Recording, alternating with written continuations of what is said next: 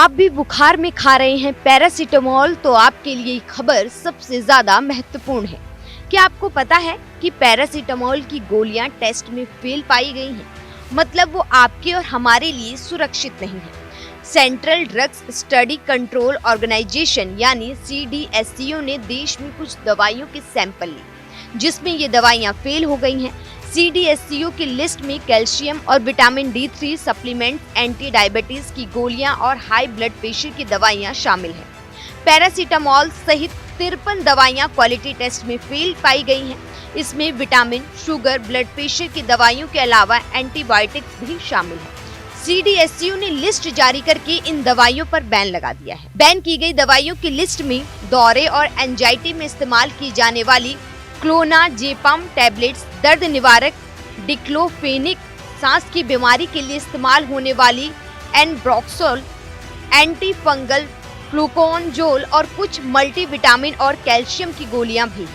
ये दवाइयां Hetero Drugs, Alkem laboratories, Hindustan antibiotics limited, Karnataka antibiotics and pharmaceuticals limited जैसी कंपनियों द्वारा बनाई जाती है। आपको बता दें कि पेट के इन्फेक्शन के लिए दी जाने वाली दवा मेट्रोनिडाजोल भी इस जांच में फेल हो गई है, जिसे हिंदुस्तान एंटीबायोटिक्स लिमिटेड बनाती है।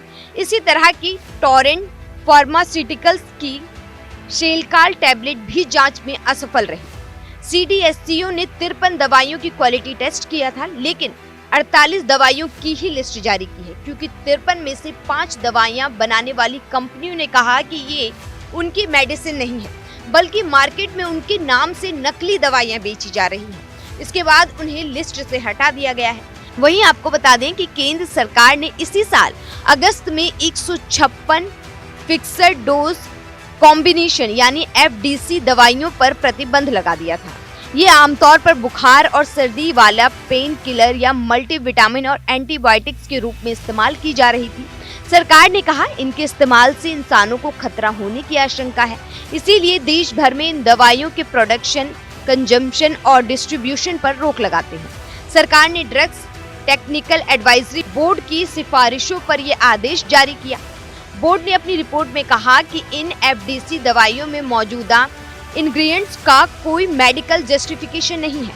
एक ही गोली में एक से ज्यादा दवाइयां मिलाकर बनाई गई हैं।